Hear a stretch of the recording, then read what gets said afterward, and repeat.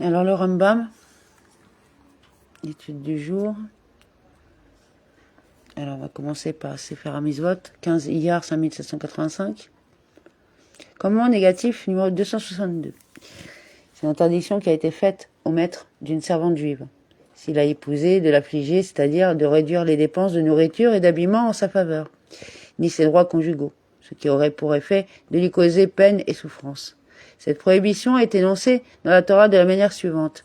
Il ne devra point la frustrer de sa nourriture, de son habillement, ni du droit conjugal. Cet interdit s'applique également à quiconque épouse une juive, lui enjoignant de ne pas affliger cette dernière sur l'un des trois plans précités, de manière à ne pas lui causer peine et souffrance. Du fait que le verset prescrit en relation avec la servante juive, de ne point la frustrer de sa nourriture, de son habillement, ni de droit conjugal, mais ajoute, il procédera à son égard selon la règle des filles. On en déduit que l'expression « selon la règle des filles » signifie qu'il est également défendu de diminuer les dépenses de nourriture et d'habillement en faveur de ces dernières, ainsi que leur droit conjugal. C'est d'ailleurs bien ce que précise la Meklita. Que devons-nous tirer de l'expression « selon la règle des filles » ? Qu'elle s'applique à un autre verset, tout en nous indiquant ce que signifie celui-ci. Au même endroit, nos sages ont dit « She'era », c'est sa nourriture, « Kesuta », son habillement, « Onata », son droit conjugal. Amen. Et après, on va passer 3 prakim. Donc, on est toujours le 15 Iyar 5785, Sefer Nashim, loi relative au lien du mariage, chapitre 14. 1. Le devoir conjugal dont parle la Torah pour chaque homme en fonction de sa force et en fonction de sa besogne. Comment cela ? Les hommes en bonne santé, délicats et raffinés, qui n'ont pas une activité qui diminue leur force physique, mais qui mangent, boivent et restent à la maison. Leur devoir conjugal a lieu tous les soirs. Pour les ouvriers, comme les tailleurs, les tisserands, les maçons et personnes semblables. Si leur lieu de travail est dans la ville, leur devoir conjugal a lieu 2 fois par semaine. Ici, leur lieu de travail est dans une autre ville. Leur devoir conjugal a lieu 1 fois par semaine. Les âniers, 1 fois par semaine. Les chameliers, 1 fois tous les 30 jours. Les marins, 1 fois tous les 6 mois. Les érudits, leur devoir conjugal a lieu 1 fois par semaine, car l'étude de la Torah affaiblit leur force physique. Et l'usage des disciples des sages est d'avoir des relations conjugales d'un soir de Shabbat à l'autre.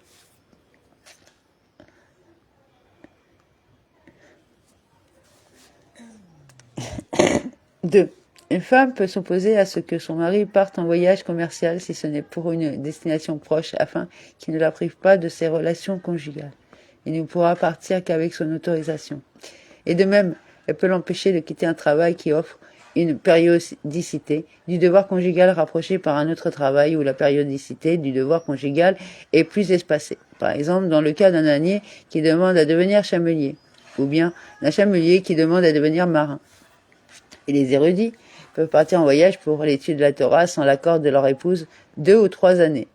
Et de même, un homme délicat et raffiné qui est devenu un disciple des sages, son épouse ne peut pas s'y opposer. 3. Un homme peut épouser plusieurs femmes, même sans, que ce soit simultanément ou l'une après l'autre, et son épouse ne peut pas s'y opposer, et ce à condition qu'il puisse donner nourriture, vêtements et devoirs conjugaux comme ici à chacune.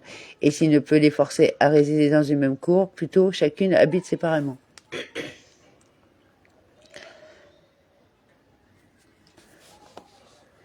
4. Et quelle est la périodicité du devoir conjugal qui leur est dû ? En fonction de leur nombre. Comment cela ? Un ouvrier qui a 2 femmes, l'une a droit à des relations conjugales 1 fois par semaine et l'autre a droit à des relations conjugales 1 fois par semaine. Aurait-il 4 femmes, il s'ensuit que chacune d'elles a droit à des relations conjugales 1 fois par 2 semaines. Et de même, si les marins et à 4 femmes, chacune d'elles aura droit à la satisfaction du devoir conjugal 1 fois en 2 ans.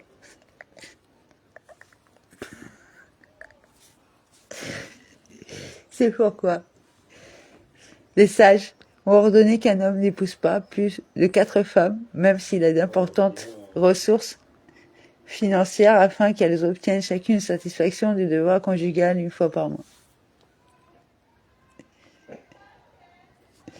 5. Celui qui contraint sa femme par un vœu à dire aux autres ce qu'il lui a dit ou ce qu'elle lui a dit comme propos badin et léger qu'un homme tient avec son épouse au sujet des relations conjugales. Il la répudiera et la paiera la ketouba car celle-ci ne peut avoir l'effronterie de dire aux autres des propos abjects. Et de même, s'il la contraint par un vœu à agir au moment des rapports de telle façon qu'elle ne tombe pas enceinte, ou s'il l'engage par un vœu à faire des actions de sot et des choses qui n'ont pas de sens mais sont comme de la sottise, il la répudiera et paiera la ketouba. C'est grotesque. 6. Celui qui prive sa femme par un vœu des rapports conjugaux, on attend pour lui une semaine. Au-delà, il la répudiera et paiera la ketouba et il fera annuler son vœu. Cela s'applique même s'agit d'un marin qui n'accomplit son devoir conjugal qu'une fois tous les 6 mois. Car dès lors qu'il a fait un vœu, il la fait souffrir et elle se résigne. Et comment formule-t-il un tel vœu? Quoi? Et comment formule-t-il un tel vœu engageant son épouse? S'il lui a dit « mes rapports charnels te sont interdits » ou s'il a prêté serment qu'il n'aura pas de relation conjugale dans le premier cas, son vœu est nul. Et dans le second cas, s'il a prêté serment, c'est un serment en vain car il est assujetti à son épouse. Mais s'il lui a dit « le profit de tes rapports charnels m'est interdit », c'est un vœu et il lui est interdit d'avoir des rapports car on ne peut faire manger à quelqu'un quelque chose qui lui est interdit.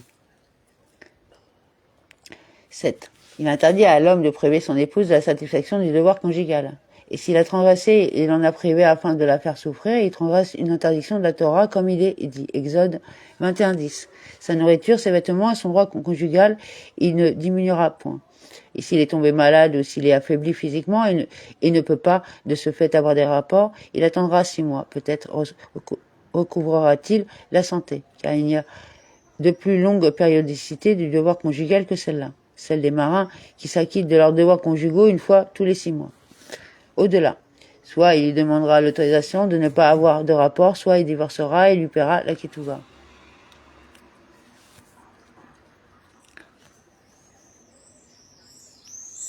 Et 8. La femme qui prive son mari des rapports est appelée morédette, rebelle.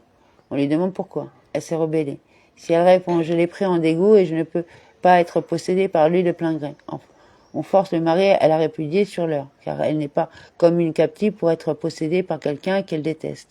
Elle sera répudiée sans aucunement avoir droit à la ketouba. Elle prendra ce qui lui reste de ses biens d'auto, tant des biens qu'elle a apportés en dot à son mari et dont il a pris la responsabilité que des nixés vélogues dont il n'a pas pris la responsabilité. Elle ne prend rien de ce qui appartient au mari, même la chaussure qui est à son pied et le foulard qui est sur sa tête que son mari lui a acheté.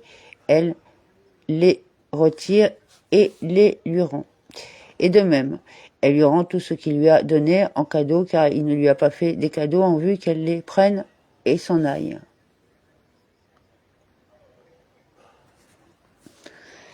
9. Et si elle s'est rebellée contre son mari pour le faire souffrir et dit « je le fais souffrir de la sorte parce qu'il m'a fait telle et telle chose » ou « parce qu'il m'a maudite » ou « parce qu'il s'est querellé avec moi » ou des paroles semblables.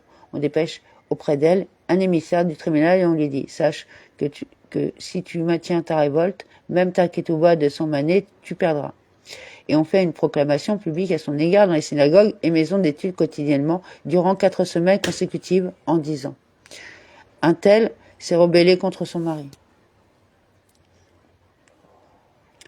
10. Et après la proclamation, le tribunal dépêche auprès d'elle un émissaire une nouvelle fois et lui dit « si tu maintiens ta révolte, tu perds ta ketouba. Si elle maintient sa rébellion et ne se rétracte pas, on la consulte. Et elle perdra sa ketouba et n'aura aucunement droit à la ketouba. On ne lui donne pas d'acte de divorce jusqu'à 12 mois et elle n'est pas nourrie par son mari durant tous ces 12 mois. Et si elle meurt avant de recevoir un acte de divorce, son mari hérite de ses biens. 11. C'est suivant cette procédure que l'on agit envers elle si elle s'est rebellée contre son mari pour le faire souffrir. Et ce, même si elle est nida ou malade, ne pouvant pas de ce fait avoir des rapports. Et même si son mari est un marin, dont le devoir conjugal n'est rendu qu'une fois tous les 6 mois. Et même s'il a une autre femme. 12. Et de même, une femme liée matrimonialement à Roussa, dont le temps de se marier Nisouine est arrivé, qui s'est rebellée afin de faire souffrir à son homme et ne s'est pas mariée, c'est une femme qui se rebelle et refuse la relation conjugale. Et de même, une Yébama qui refuse de procéder au hiboum afin de faire souffrir son beau-frère, on agit envers elle suivant cette procédure. 13. Cette femme qui se révolte lorsqu'elle est répudiée après 12 mois sans ketouba, elle rend tout ce qui lui appartient au mari. En revanche, concernant les biens qu'elle lui a apportés en dot et dont il reste quelque chose, si elle les a saisis, on ne les lui retire pas. Mais si le mari les a saisis, on ne lui retire pas. Et de même, tout ce qui a été perdu de ses biens dont le mari a pris la responsabilité, il ne lui rembourse rien. Telle est la loi du Talmud concernant la femme révoltée. 14. Et les Géonim ont dit qu'ils ont en Babylonie d'autres usages concernant la femme rebelle. Ces usages ne sont pas répandus dans la majorité du peuple d'Israël et de nombreux et grands maîtres s'y opposent dans la plupart des endroits. C'est la loi du Talmud qu'il convient de retenir et d'appliquer. 15. Celui qui se rebelle contre son épouse et dit « Voici, je la nourris et l'entretiens, mais je refuse d'avoir des rapports avec elle parce que je l'ai prise en haine. » On ajoute chaque semaine à la somme qui lui est due au titre de sa ketouba le poids de 36 grains d'orge d'argent. Il demeurera ainsi sans rapport conjugaux tout le temps qu'elle acceptera, elle, de rester ainsi. Et bien que la somme due à la femme au titre de sa ketouba aille en augmentant, le mari transgresse néanmoins une interdiction de la Torah comme il est dit ibid. Il ne diminuera pas, car s'il la déteste, qu'il la répudie. Mais la laisser en souffrance est interdit. Et pourquoi ne recevrait-il pas le fouet pour la transgression de cette interdiction? Parce qu'elle n'implique pas d'acte.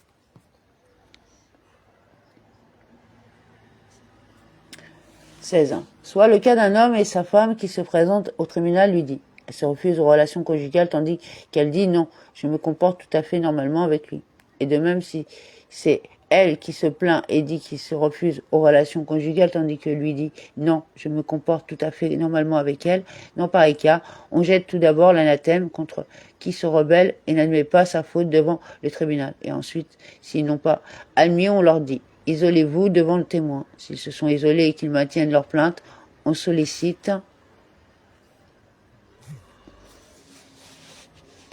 Et ensuite, s'ils n'ont pas admis, on leur dit isolez-vous devant témoin. S'ils se sont isolés et qu'ils maintiennent leur plainte, on sollicite le défendeur, et on fait un compromis selon la capacité du juge. Mais avoir des rapports devant des gens est impossible car il est interdit d'avoir des rapports devant toute créature.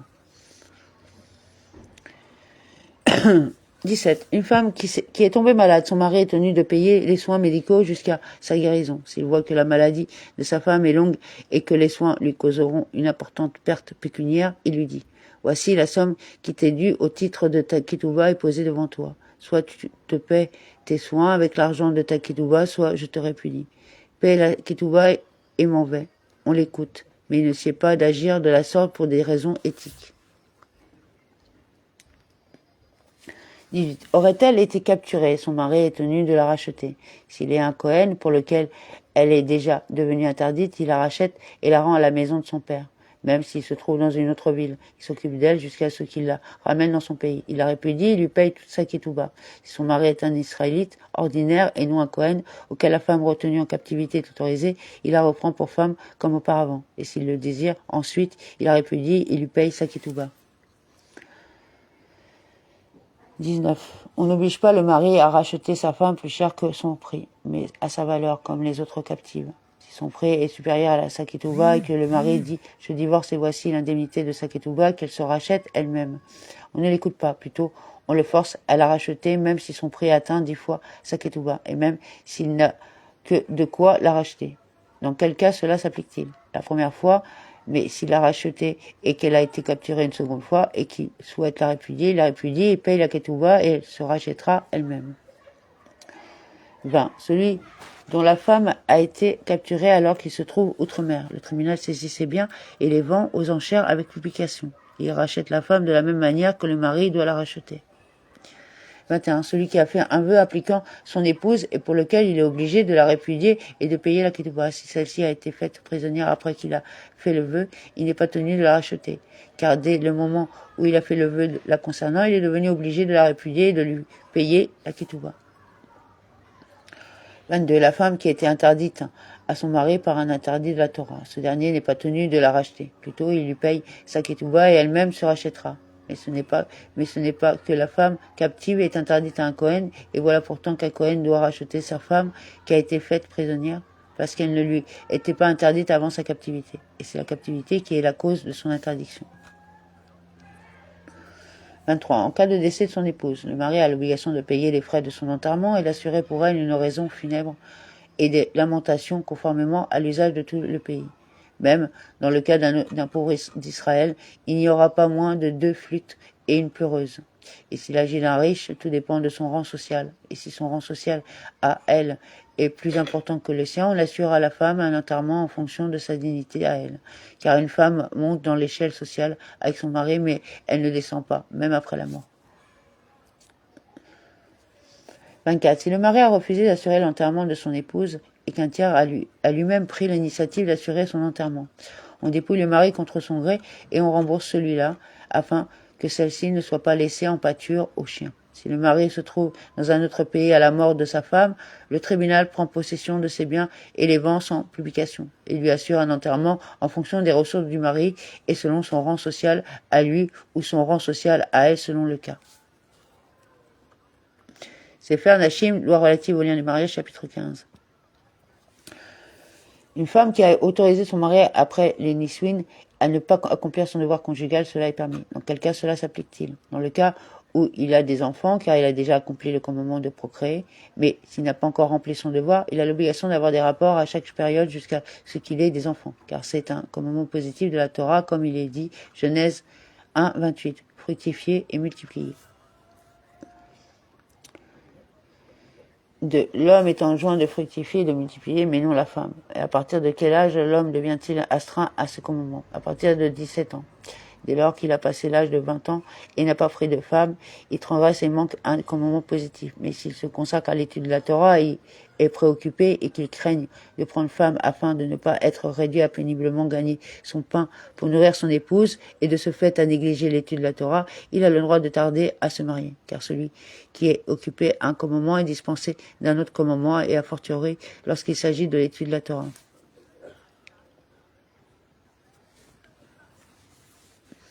Celui dont l'âme aspire ardemment à la Torah et qui est versé comme Ben Azaï, de mémoire bénie, qui s'y est attaché toute sa vie durant et n'a pas pris femme.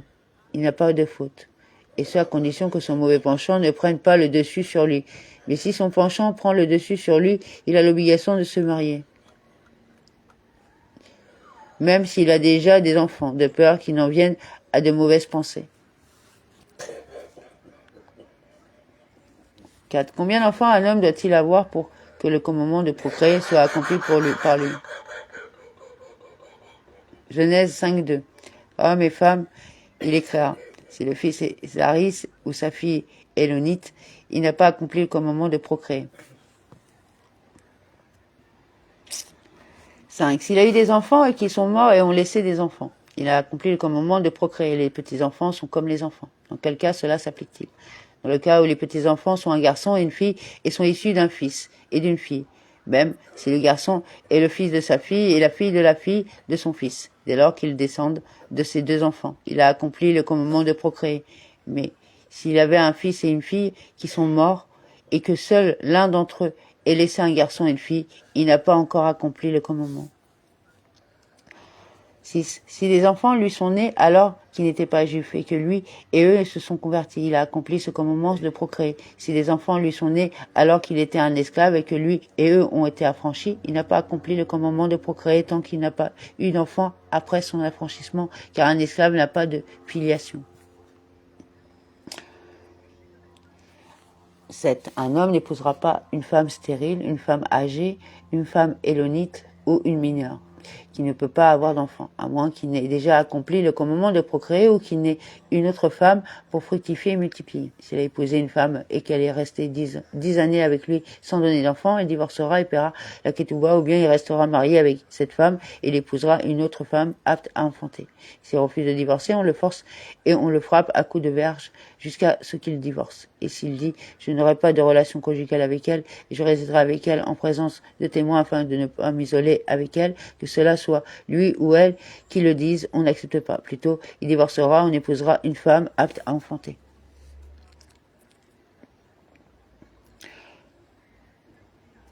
8. Aurait-elle attendu 10 ans sans avoir d'enfant? Dans le cas où la semence du mari est lancée comme une flèche au moment de la relation conjugale, on a pour présomption que le premier vient de la femme et elle sera répudiée sans avoir droit à l'indemnité de base de la ketouba. Mais elle a le droit à la somme indiquée en supplément. En effet, celle-là ne saurait être considérée avec moins d'égard que la femme élonite, qui n'a pas été identifiée comme telle par son mari au moment du mariage, laquelle a droit à la somme garantie en supplément, comme il sera expliqué. Et si la semence du mari n'est pas lancée comme une flèche, on a pour présomption que le problème se situe chez lui uniquement. En conséquence, il divorcera et paiera la totalité de la ketouba, indemnité de base et supplément. 9. Dans le cas où il dit « lui », c'est d'elle que provient l'impossibilité d'avoir des enfants. Et elle dit « elle ». C'est de lui que provient l'impossibilité, car il n'aimait pas la matière séminale lors des rapports comme une flèche. C'est elle qui est digne de foi. Et il peut demander à jeter l'anathème de façon anonyme contre celle qui avance un argument dont elle n'a pas connaissance avec certitude. Et ensuite, il paiera la ketouba. Mais si elle dit « elle », je ne sais pas si c'est de moi ou de lui que provient la possibilité d'avoir des enfants. Elle n'a pas de droit à l'indemnité de base de la ketouba, comme nous l'avons dit. En effet, on laisse l'argent dans la possession de son propriétaire tant qu'elle n'affirme pas avec certitude que la semence de son mari n'est pas lancée comme une flèche. Et pour quelle raison est-elle crue lorsqu'elle avance cet argument? Car elle ressent, au moment des rapports, s'il lance la matière séminale comme une flèche ou non, alors que lui ne le ressent pas. 10. Une femme qui se présente devant le tribunal pour demander le divorce de son mari après 10 années de mariage parce qu'elle n'a pas eu d'enfant en déclarant qu'il ne lance pas la matière séminale comme une flèche. On accepte sa requête. Bien que le devoir de procréation ne lui soit pas prescrit, elle a besoin d'enfants pour sa vieillesse. On force le mari à divorcer et il lui paiera l'indemnité de base de la ketouba uniquement, car il ne lui a pas inscrit une somme supplémentaire dans la ketouba en vue qu'elle s'en aille de son bon gré en percevant cette somme.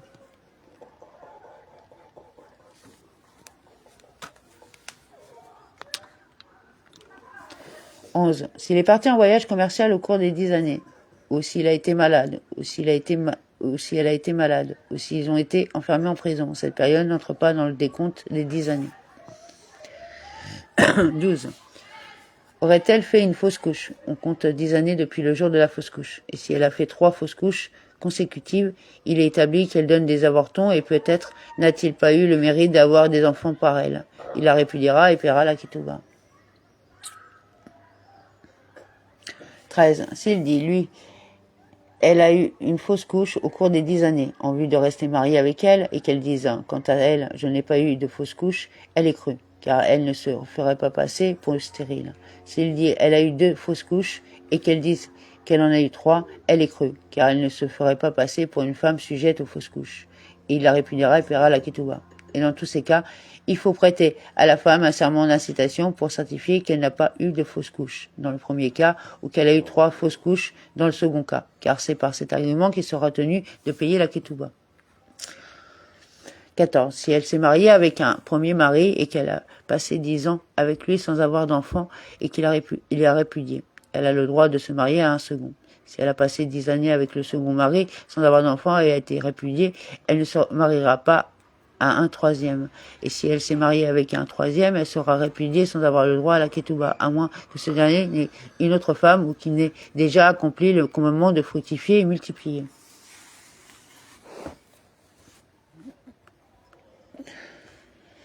15. Dans le cas d'une femme qui se présente au tribunal en disant « Mon mari est incapable d'avoir des rapports sexuels selon l'usage commun, des rapports qui permettent d'engendrer, ou bien il n'aimait pas la matière séminale comme une flèche. » Les juges font un compromis entre le mari et la femme et ils disent à la femme « Il est préférable pour toi que tu continues avec ton mari jusqu'au terme des 10 ans et si tu n'as pas d'enfant, tu demanderas le divorce. » On se montre patient avec elle sur cette question. On ne la force pas à rester avec lui et on ne lui applique pas non plus le statut de la femme qui se révolte. Plutôt on s'étend sur cette question jusqu'à ce qu'ils parviennent à un compromis. 16. Bien qu'un homme ait déjà accompli le commandement de fructifier et multiplier, il lui est enjoint par ordre rabbinique de ne pas arrêter de procréer tant qu'il en a la force, car quiconque ajoute une âme au peuple juif, c'est comme s'il avait construit un monde. Et de même, les sages ont prescrit qu'un homme ne reste pas sans femme, afin qu'il n'en vienne pas à de mauvaises pensées. Et une femme ne restera pas sans homme, afin qu'elle ne soit pas soupçonnée de conduite immorale. 17. C'est une obligation pour tout homme de mettre en garde sa femme, les sages ont dit. Un homme ne met en garde à sa femme que si un esprit de pureté est entré en lui, et ne la mettra pas en garde de manière excessive, et ne la forcera pas à avoir des rapports malgré elle, mais s'unira à elle avec son consentement dans la causerie et la joie. 18. Et de même, les sages ont ordonné à la femme d'être pudique dans sa maison, et elle ne se mutira pas par la plaisanterie et la frivolité en présence de son mari. Elle ne réclamera pas verbalement des rapports conjugaux et ne parlera pas de cette chose-là. Et elle ne se refusera pas à son mari en vue de le faire souffrir pour qu'il éprouve davantage d'amour pour elle. Plutôt, elle lui cédera à tout moment où il le souhaite. Et elle prendra garde aux proches parents de son mari et aux membres de sa maison afin d'éviter qu'un esprit de jalousie ne s'empare de lui. Et elle s'éloignera de toute chose hideuse et de ce qui lui ressemble, de ce qui ressemble. 19. De même, les sages ont prescrit que l'homme fasse honneur à sa femme plus qu'à lui-même, et qu'il l'aime comme lui-même. Et s'il a de l'argent, il la gâte selon ses moyens, et il ne lui inspirera pas une crainte excessive. Il lui parlera avec douceur, il ne sera ni triste ni coléreux. 20. Et de même, les sages ont prescrit que la femme honore son mari outre mesure et qu'elle le craigne. Elle agira dans toutes ses actions selon ses directives et il sera à ses yeux comme un prince ou un roi marchant selon les désirs de son cœur et repoussant tout ce qu'il déteste. C'est là le chemin emprunté par les filles et les fils d'Israël qui sont saints et purs dans leur couple. Par ces chemins, leur foyer sera beau et louable. C'est Sefer Nashim, loi relative au lien du mariage, chapitre 16. 1. Les biens que la femme apporte à son mari, qu'il s'agisse de biens immeubles, de biens meubles ou d'esclaves, même s'ils sont inscrits dans la ketouba, ne sont pas appelés ketouba, mais nedounia, dot.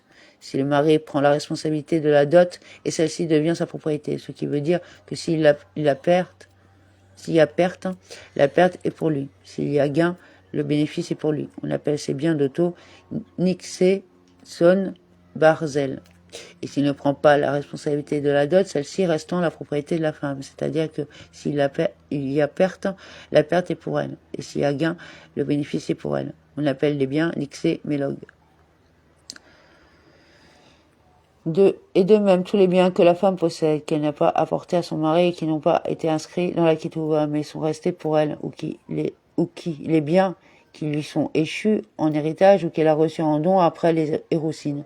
Tous sont appelés Nixé Mélog, car ils sont tous en sa possession à elle. On appelle ketouba que l'indemnité de base de la ketouba qui est de 100 ou 200 sous selon le cas, ainsi que le supplément. 3.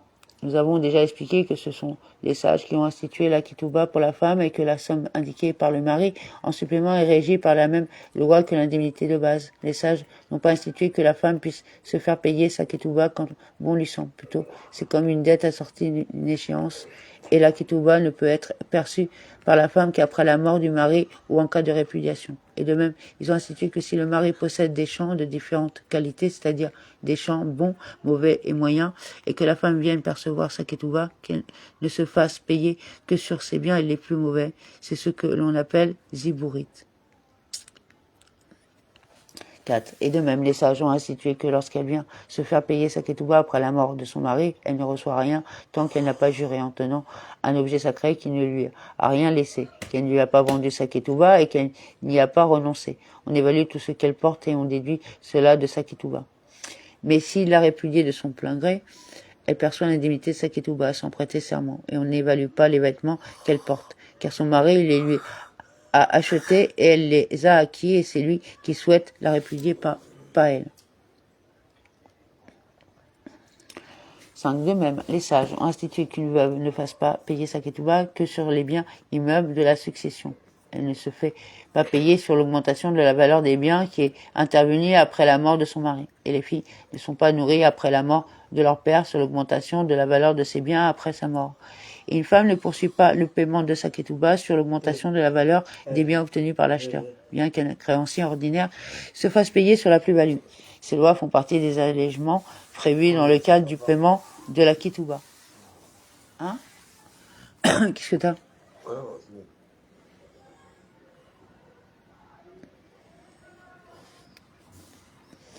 Si c'est de même, parmi les allègements prévus dans le cadre du paiement de la ketouba, la femme recevra en paiement de sa ketouba des espèces de la plus faible des monnaies. Comment cela?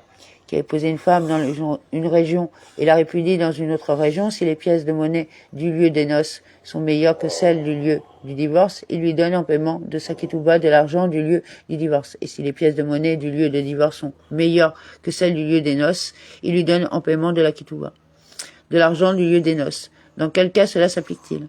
Lorsqu'il est fait mention dans sa ketouba de l'argent sans spécification. Mais s'il a spécifié une monnaie connue, que ce soit pour l'indemnité de base ou pour le supplément, la loi est la même que dans le cas de celui qui fait un prêt à un autre, en une monnaie définie. Ce dernier devant lui rendre la même chose dans la même monnaie que celle du prêt, comme il sera expliqué dans les lois relatives au prêt. 7. Les géonimes ont institué dans toutes les académies que la femme puisse, après la mort de son mari, se faire payer sa ketouba même sur les biens meubles de la succession, de la même façon qu'ils ont institué qu'un créancier puisse se faire payer sa créance sur les biens meubles laissés par son débiteur. Et cette ordonnance est répandue dans la majorité du peuple juif. Il en va de même pour les autres conditions de la ketouba, toutes sont assimilées à la ketouba et permettent de suivre dans la main des héritiers les meubles comme les immeubles, exception faite pour la ketouba des garçons, car nous n'avons pas trouvé que l'héritage par les garçons de la ketouba de leur mère soit un usage répandu dans toutes les académies. C'est pourquoi je dis que l'on s'en remet à cet égard à la loi du Talmud, qui est que les fils héritent de la ketouba de leur mère et se font payer celle-ci uniquement sur les biens immeubles. 8. Il est déjà devenu d'usage dans tous les lieux que nous connaissons et dont nous avons entendu parler d'inscrire la clause suivante dans la ketouba. La ketouba grève tous les biens, que ce soit des immeubles ou des meubles.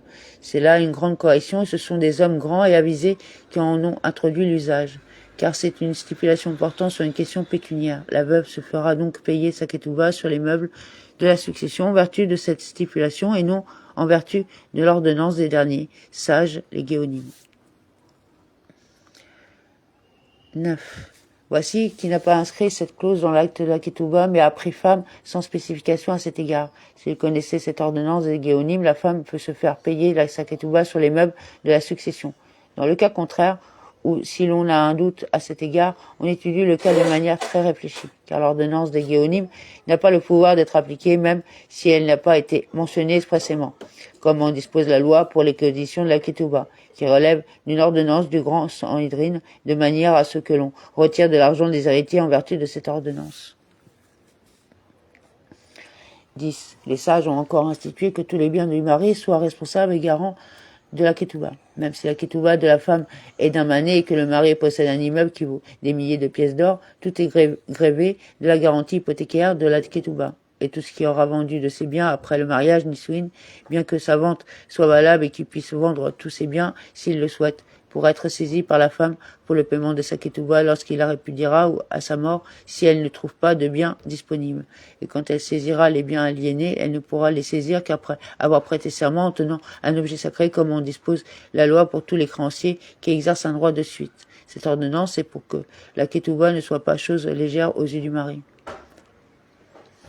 11. Lorsque le tribunal ou les héritiers font prêter serment à la veuve qui vient percevoir sa ketouba, ils ne lui font prêter serment qu'à l'extérieur du tribunal, car les tribunaux refusaient de lui faire prêter serment, craignant qu'elle ne soit pas rigoureuse envers elle-même dans son serment.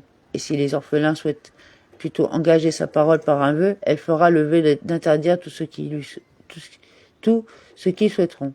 Ils lui font prononcer un interdit par un vœu au tribunal et ensuite elle perçoit sa ketouba. D'où si la veuve est décédée avant d'avoir prêté serment, ses héritiers n'héritent rien de sa ketouba car elle n'a pas droit à la ketouba avant de prêter serment. Et si elle s'est remariée avant de prêter serment, elle prête serment après le mariage et se fait payer sa ketouba du premier mariage à tout moment où elle le souhaite. Mais elle ne peut pas faire un vœu et percevoir sa ketouba à la place du serment de crainte que son nouveau mari n'annule le vœu. 13. Si le mari a expressément affecté un bien immeuble pour le paiement de la ketouba de la femme qu'il le lui est affecté en indiquant les 4 limites du champ ou qu'il n'en ait indiqué qu'une seule, la femme se fait payer sa ketouba sur ce champ sans prêter serment. Et de même, s'il lui inscrit des biens meubles dans sa ketouba et que cela même existe encore, elle les prend en paiement de sa ketouba sans prêter serment. Et de même, si ces biens meubles ont été vendus et que d'autres biens meubles ont été achetés avec le produit de la vente et que l'on sache que ces seconds proviennent de l'argent des premiers, elle les prend sans prêter serment. 14. Celle qui a porté atteinte à sa ketouba, elle ne fera pas payer qu'en prêtant serment. Comment cela? Si une femme produit un acte de ketouba portant mention de 1000 sous, que le mari déclare. Tu as tout reçu et qu'elle déclare quant à elle, je n'ai reçu que tant. Même s'il y a des témoins pour elle, de la compte qu'elle a perçu et même si elle s'est montrée minutieuse dans le décompte de ce qu'elle a perçu en prenant même en compte une demi-peruta, elle ne percevra le reste qu'après avoir prêté serment. 15. Si le mari déclare « Tu as tout reçu » et qu'elle dit « Quant à elle, je n'ai rien reçu » et qu'un unique témoin témoigne qu'elle a reçu la totalité ou une partie, elle ne se fera payer toute la ketouba qu'après avoir prêté serment. 16. La femme répudiée qui demande le paiement de sa ketouba en l'absence de son ex-mari ne se fera pas payer qu'en prêtant serment. Comment cela? Voici que le mari a répudié sa femme et qu'il est parti. Le tribunal saisit ses biens après que la femme prête serment et lui paye sa ketouba. Cela à condition que le mari se trouve dans un endroit lointain, si bien qu'il est pénible pour lui, le tribunal, de l'informer. Et s'il se trouve dans un lieu proche pour qu'on l'informe, on dépêche un mandataire et on l'informe. Et s'il ne vient pas, la femme prêtera serment et se fera payer sa ketouba sur ses biens. 17. Celle qui diminue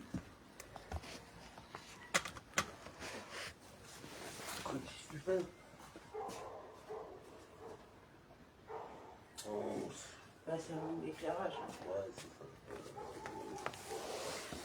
Pardon. 17. Celle qui diminue sa ketouba, elle se fait payer sans prêter serment. Comment cela? Si elle produit un acte de ketouba portant mention de 1000 sous, que le mari dit « Tu as tout reçu » et qu'elle dise quant à elle « Je n'ai rien reçu, mais je n'ai droit qu'à 500 sous qui me sont dus au titre de ma ketouba, et c'est pourquoi il a inscrit 1000 sous. » C'est un accord de confiance qu'il y avait entre nous.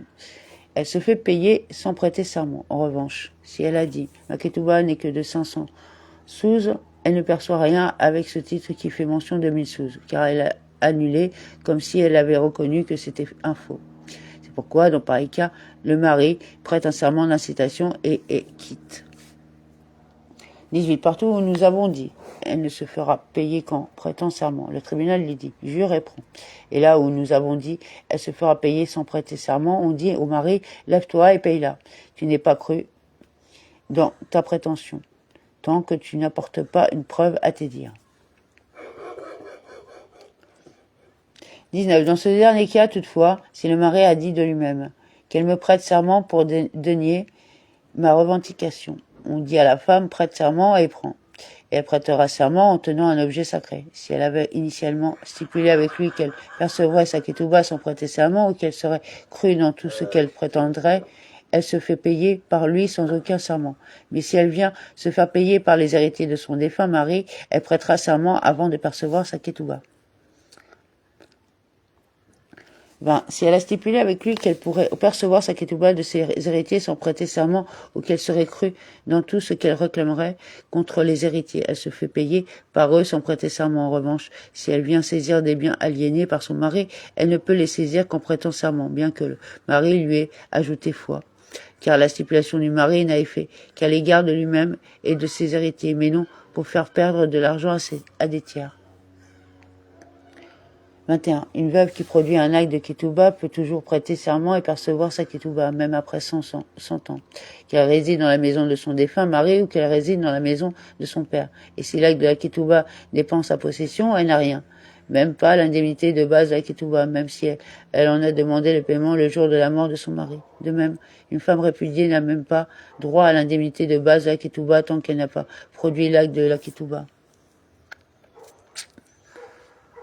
22. Dans quel cas cela s'applique-t-il? Dans un endroit où il est d'usage d'écrire une ketouba. En revanche, là où il n'est pas d'usage d'écrire une ketouba, mais de s'en remettre à la condition du tribunal, la femme peut percevoir l'indemnité de base de la ketouba, bien qu'elle ne soit pas en possession d'un acte de ketouba, qu'elle soit divorcée ou veuve, qu'elle réside dans la maison de son mari ou dans la maison de son père.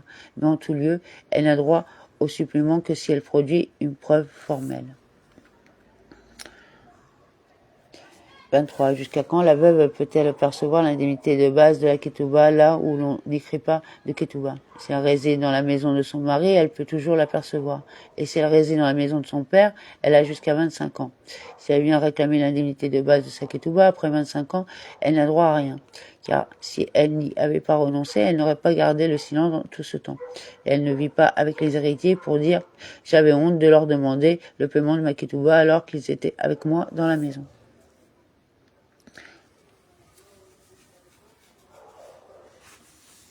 24. C'est pourquoi, si l'héritier apportait lui-même à la veuve sa nourriture dans la maison de son père et prenait soin d'elle, elle peut demander le paiement de sa ketouba même après 25 ans.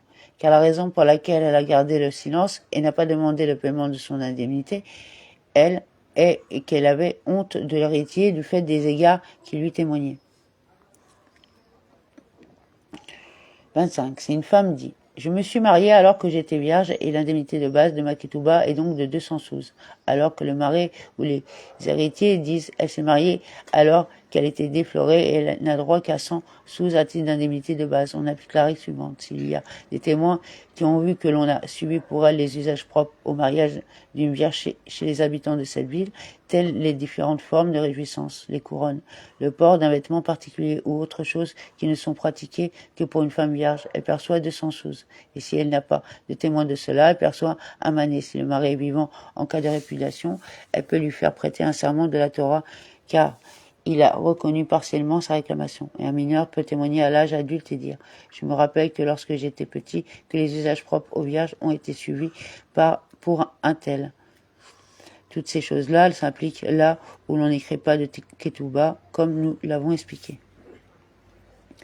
26. Une femme qui dit à son mari « Tu m'as répudié et cru, car elle ne ferait pas preuve d'effronterie devant son mari. » C'est pourquoi, dans le cas d'une femme qui a produit un acte de ketouba sans avoir d'acte de divorce, elle dit à son mari « Tu m'as répudié, j'ai perdu l'acte de divorce, paie-moi ma ketouba. » Et son mari lui dit « Je ne t'ai pas répudié. » Il est tenu de lui payer l'indemnité de base de la ketouba, mais il ne lui verse pas le supplément à moins qu'elle n'apporte pas une preuve testimoniale qu'il a répudié ou qu'elle ne produise l'acte de divorce avec la ketouba.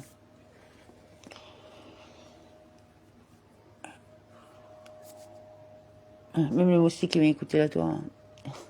27. Le mari lui dit « Voici ce qui s'est passé. Je l'ai répudié et je lui ai payé toute la ketouba, l'indemnité de base et les suppléments. Elle m'a écrit une quittance et j'ai perdu ma quittance. Dans pareil cas, puisqu'il y aurait pu dire « Je ne l'ai pas répudié » et n'aurait pas été tenu de payer le supplément. Il est cru en ce qui concerne le supplément. Il a fait prêter serment en tenant un objet sacré et lui paye l'indemnité de base. Et il prête, quant à lui, un serment d'ordre rabbinique concernant le supplément.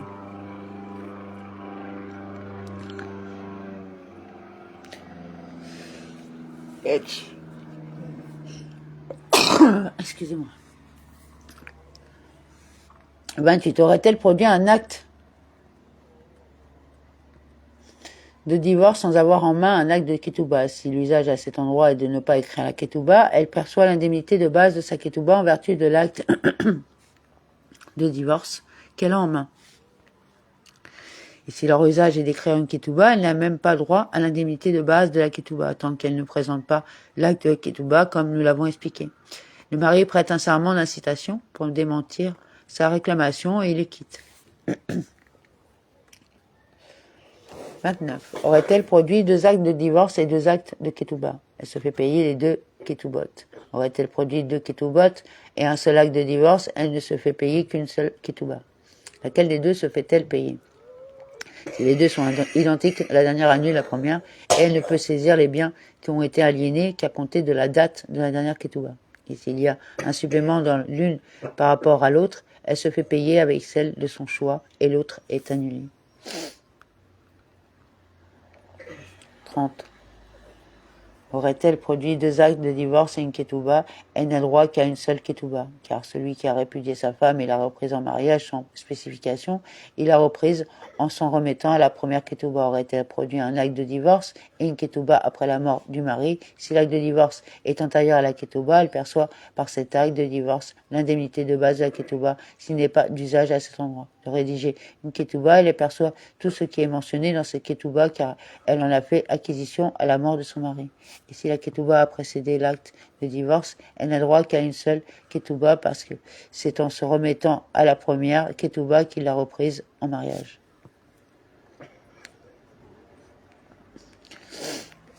31. Une femme est digne de foi lorsqu'elle dit « Mon mari est mort » pour pouvoir se remarier, comme il sera expliqué dans les lois relatives au divorce. Et l'une des conditions de la ketouba est que si elle se marie avec un autre après la mort de son premier mari, elle percevra tout, ce qui lui a inscrit dans sa ketouba. C'est pourquoi, si elle se présente au tribunal, elle dit « Mon mari est mort, permettez-moi de me remarier », sans évoquer en aucune façon la ketouba, on lui permet de se remarier. On lui fait prêter serment et on lui paye sa ketouba. Mais si elle est venue et a dit « Mon mari est mort, donnez-moi paiement de ma ketouba », on ne lui permet pas même de se remarier, car c'est pour une affaire de ketouba qu'elle est venue et on présume que son mari n'est pas mort. Elle n'a pas l'intention de se remarier, mais uniquement de percevoir la ketouba du vivant de son mari. Si elle est venue et a dit « Mon mari est mort, permettez-moi de me remarier et donnez-moi paiement de ma ketouba ». On lui permet de se remarier et on lui paye sa ketouba car l'objet principal de sa requête est la question du mariage. En revanche, si elle est venue et a dit « Donnez-moi paiement de ma ketouba et permettez-moi de me remarier », on lui permet de se remarier mais on ne lui donne pas le paiement de sa ketouba. Toutefois, si elle s'en est saisie, on ne lui retire pas. Voilà. Amen.